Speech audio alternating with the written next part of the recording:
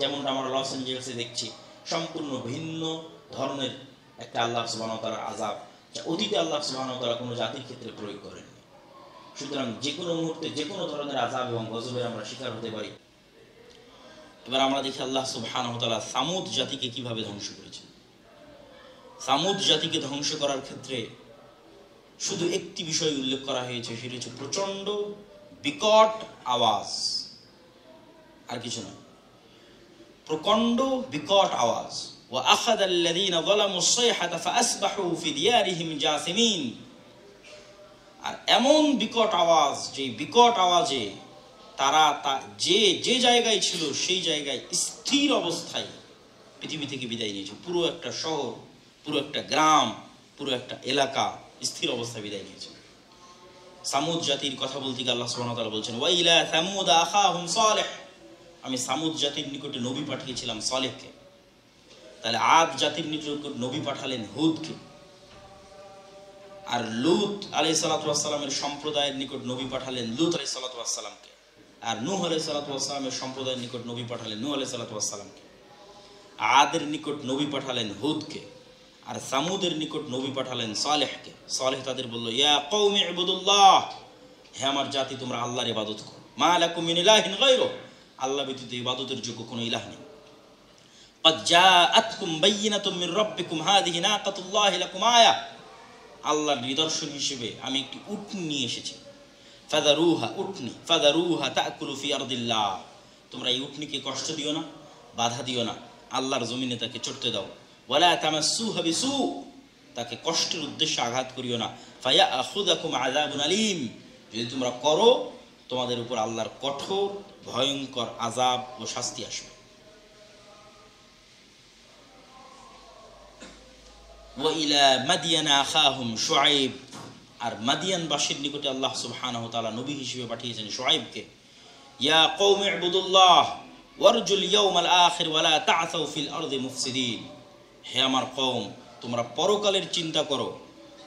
ওয়ালা তা'সাউ ফিল আরদি মুফসিদিন, আর পৃথিবীতে ফিতনা এবং ফাসাদ সৃষ্টি করিও না। ক্বালা হাযিহি নাকাতুন লাহা শিরবুন ওয়া লাকুম শিরবু ইয়াউমিন মা'লুম, আর আল্লাহর নিদর্শনে উটনিকে তোমরা কষ্ট দিও না, ক্ষতিগ্রস্ত করিও না। আয়াতুল্লাহ, আল্লাহর নিদর্শন। তাকুলু ফি আরদিল্লাহ, আল্লাহর জমিনে খাবে। ওয়ালা তামাসসুহা বিসু, তাকে কষ্ট দিয়ে তোমরা স্পর্শ করিও না। সম্মানিত উপস্থিতি, কিন্তু তারা অহংকার বশত ফাআকারুন নাকা ওয়া আতাউ আন আমরি রাব্বিহা ওয়া ক্বালু ইয়া সালিহু ইতিনা বিমা তাইদুনা ইন কুনতা মিনাল মুরসালিন, তারা উটনির পা কেটে দিল।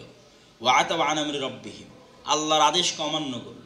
আর সালেহকে লক্ষ্য করে বলল, এই সালেহ, কোন আযাবের ভয় তুমি আমাদেরকে দেখাচ্ছিলে, সে আযাব নিয়ে আসো। তোমার আল্লাহর নিদর্শন উটনির পা কেটে দিয়েছে। ইতিনা বিমা তাইদুনা ইন কুনতা মিনাল মুরসালিন, যদি তুমি সত্যি নবী হও তাহলে সে আযাব নিয়ে আসো। ফাআকারুহা ফাআসবাহু নাদিমিন, তারা এই উটনির পা কেটে দিল। আল্লাহ বিভিন্ন আয়াতে বিভিন্নভাবে এই কথা তুলে ধরেছেন। তারপরে তাদেরকে ধ্বংসের বিষয় বর্ণনা করতে গিয়ে আল্লাহ সুবহানাহু ওয়া তাআলা বলছেন, ফাইন আ'রাদু ফাকুল আনযারতুকুম সা'iকাতান মিথলা সা'iকাতি আদিন ওয়া সামুদ ওয়া আম্মা সামুদ ফাহাদাইনাহুম ফাস্তাহাব্বুল আমা আলাল হুদা ফাআখাযাতহুম সা'iকাতুল আযাবিল হুন। সামুদ জাতিকে বিকট আওয়াজ দিয়ে আমি ধ্বংস করে দিয়েছি। فأما ثمود فأهلكوا بالطاغية فكذبوه فعقروها فدمدم عليهم ربهم بذنبهم فسواها। সামুদ জাতি অহংকার করল, আল্লাহর নিদর্শনকে অপমান করল, আল্লাহর নিদর্শনের পা কেটে দিল।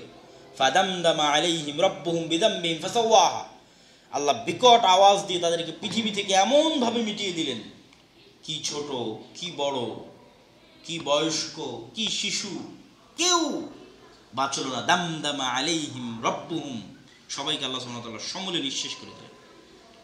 ওয়া আখাযাল্লাযীনা যালামুস সাইহাতা ফাআসবাহু ফি দিয়ারিহিম জাসিমিন।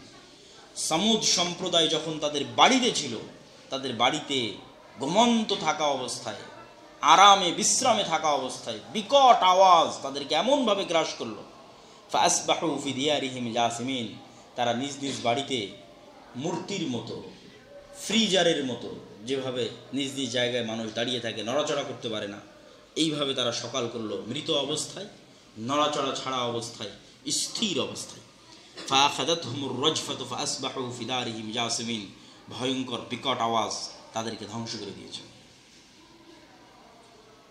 সম্মানিত উপস্থিতি, আর মাদিয়ানবাসীর নিকটে আল্লাহ সুবহানাহু ওয়া তাআলা শুআয়ব আলাইহিস সালাতু ওয়াস সালামকে পাঠিয়েছিলেন।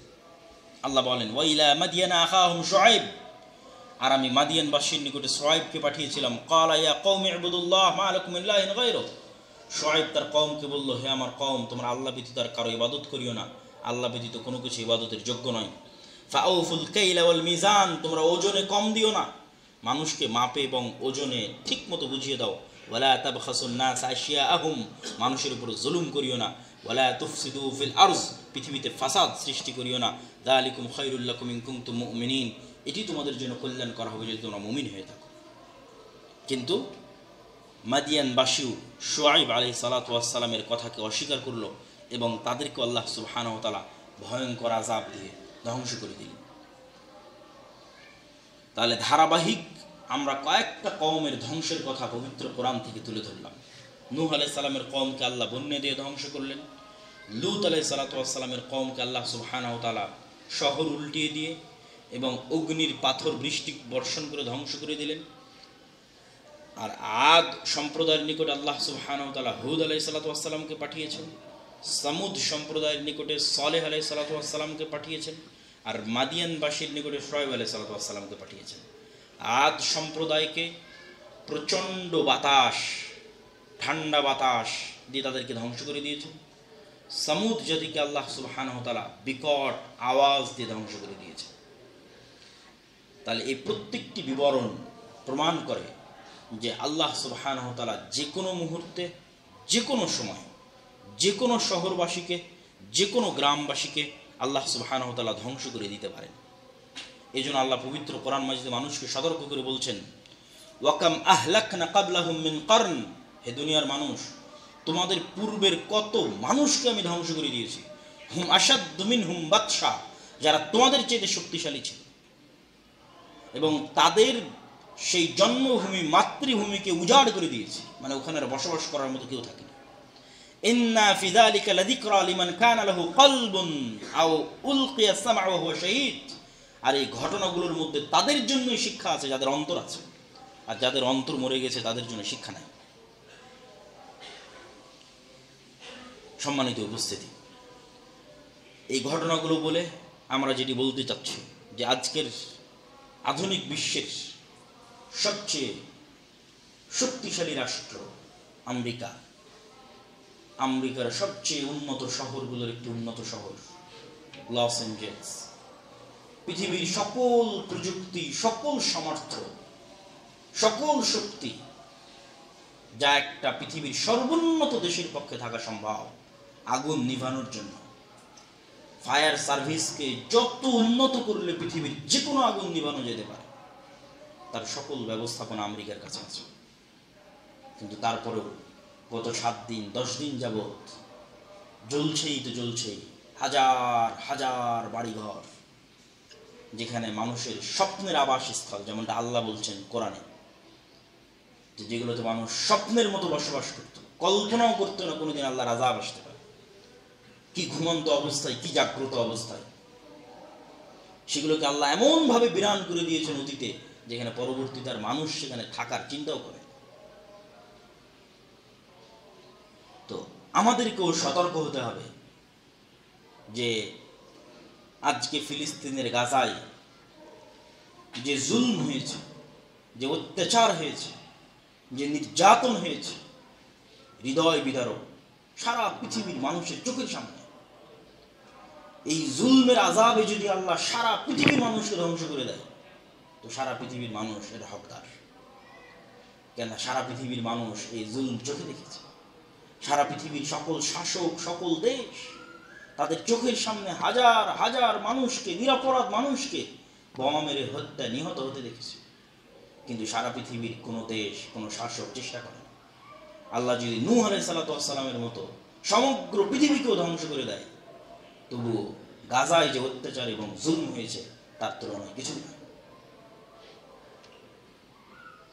এই জন্য আমাদেরকে সতর্ক থাকতে হবে, যে কোনো মুহূর্তে যে কোনো পরিস্থিতিতে আমরা আল্লাহ সুবহানাহু ওয়া তাআলার আযাব এবং গজবের শিকার হতে পারি। আল্লাহ পুরো কোরআন, আমি বিভিন্ন জায়গা থেকে কোরআনের, আমি যেভাবে ধারাবাহিক পড়ছি কোরআনে আসলে এভাবে ধারাবাহিক নাই। আল্লাহ সুবহানাহু ওয়া তাআলা যখন যেখানে যেভাবে ভালো লেগেছে তখন সেখানে সেভাবে বারবার ঘুরিয়ে ফিরিয়ে এই আযাব, এই শাস্তি, এই গজবের কথা তুলে ধরেছেন এবং তুলে ধরতে থেকেছেন। কখনো গজবের বর্ণনা দিয়েছেন, কখনো হুমকি দিয়েছেন, কখনো সতর্ক করেছেন, কখনো তার শক্তির বহিঃপ্রকাশ দেখিয়েছেন।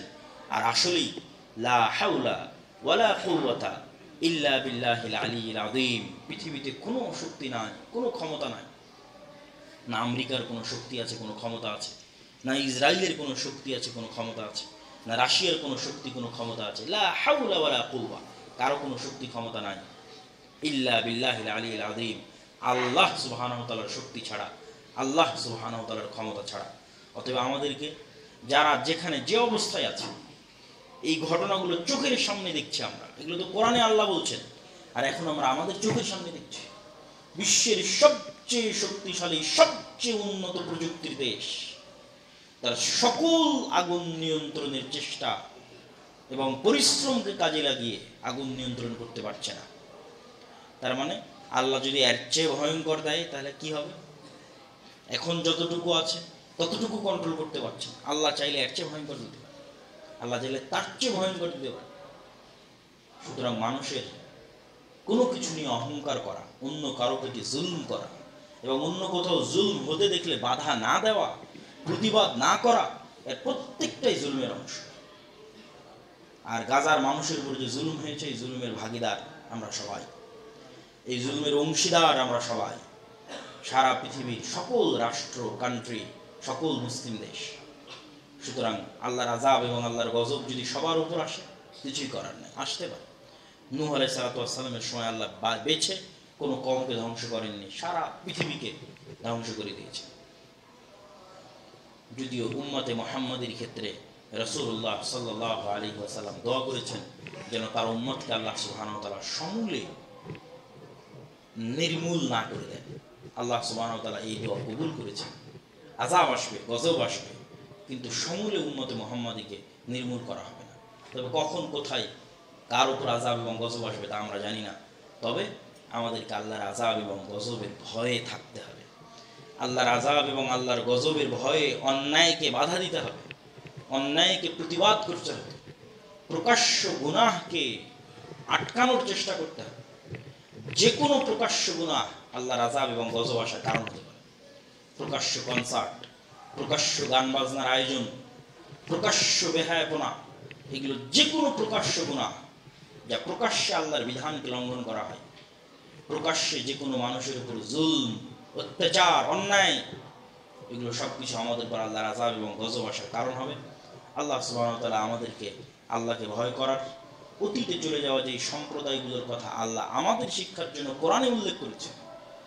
আর একটা জিনিস এখান থেকে বোঝা যায় যে সকলের ক্ষেত্রে আযাবের ধরন এক নয়।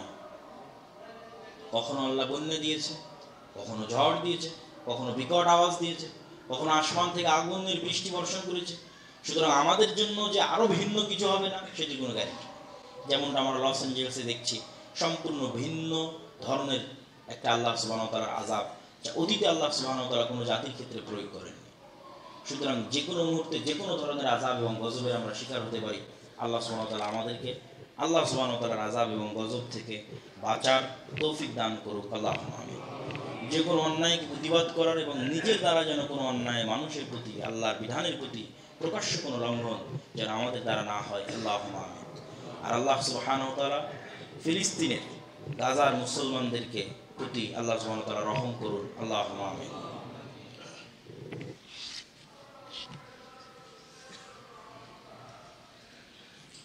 আলহামদুলিল্লাহ ওয়াহদাহু ওয়াসসালাতু ওয়াসসালামু আলা মান লা নাবিয়্যা বা'দাহু। জরুরি দু একটি কথা।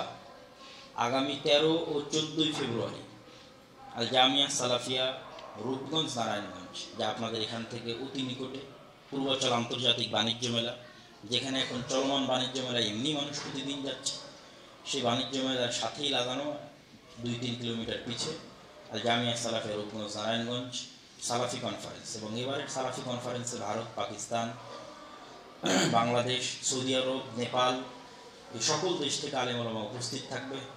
আপনারা এটির বেশি বেশি প্রচার করত। উক্ত অনুষ্ঠানে আত্মীয় স্বজন, পাড়া প্রতিবেশী, বন্ধু বান্ধব সকলকে দাওয়াত দিয়ে ফেসবুকে, ইউটিউবে, ফ্রেন্ড সার্কেলে দাওয়াত দিয়ে নিয়ে যাওয়ার চেষ্টা করবেন, বলেন ইনশাআল্লাহ। দ্বিতীয়ত, আমাদের এই দাওয়া সেন্টার চলমান আছে। আগামী রমজানকে সামনে রেখে আমরা এই দাওয়া সেন্টারে কিছু প্রোগ্রাম লঞ্চ করব। কোরআন শিক্ষা, দিন শিক্ষা, যেটি যেভাবে সম্ভব হবে সেগুলোতে আপনাদের যাদের অংশগ্রহণ করা সম্ভব হবে অংশগ্রহণ করবেন। পাশাপাশি আমাদের এখানে স্কুলও চলমান আছে। সর্বোপরি কোরআন ও দিন শিক্ষা বাস্তবায়নের এই যে উদ্যোগ, যা আমরা দাওয়া ইলাল্লাহ নামে সারা দেশে বাস্তবায়ন করছি, প্রায় 500-র অধিক মক্তবকে আমরা ট্রেনিং দিয়েছি আমাদের খরচে, আমাদের যাতায়াত খরচ, আমাদের থাকা খাওয়া খরচ, যার এখনও এক ব্যাচ 18তম ব্যাচের ট্রেনিং জামিয়া সালাফিয়া ডাঙ্গিপাড়া পাওয়া রাজশাহীতে চলতেছে। এই যে দিন শিক্ষা ছড়িয়ে দেওয়ার এই কাজ, এই কাজের সাথে যুক্ত হওয়া, নিজ নিজ এলাকার মসজিদগুলোকে সম্পৃক্ত করা, যে কোনোভাবে পরামর্শ সহ সার্বিক সহযোগিতা, এই দাওয়া সেন্টারকে সহযোগিতা, মাসিক হোক, আনুষ্ঠানিক হোক, বৈঠকই হোক, সকলভাবে আল্লাহ সুবহানাহু ওয়া তাআলা আমাদের করার তৌফিক দান করুন। আল্লাহ। আর আমাদের সকল বই পুস্তক বাইরে পান, বিশেষ করে মাসিকার ইতিসাম, যাতে সকল সমসাময়িক লেখনী আছে। এই মাসের মাসিকার ইতিসামে দামেস্কে যে মুসলিম উম্মার বিজয়, সিরিয়া বিজয়, যা জেরুজালেম বিজয়ের পূর্ব শর্ত, সেটির বিষয়ে আমাদের সম্পাদকীয় আছে, প্রশ্নোত্তর আছে। পত্রিকাগুলোকে মূল্যায়ন করি। আমরা সকলেই রাসূল সাল্লাল্লাহু আলাইহি ওয়াসাল্লামের প্রতি দরুদ, ইয়া আইয়ুহাল্লাযীনা আমানু সাল্লু আলাইহি ওয়া সাল্লিমু তাসলিমা। আল্লাহুম্মা সাল্লি আলা মুহাম্মাদ ওয়া আলা আলি মুহাম্মাদ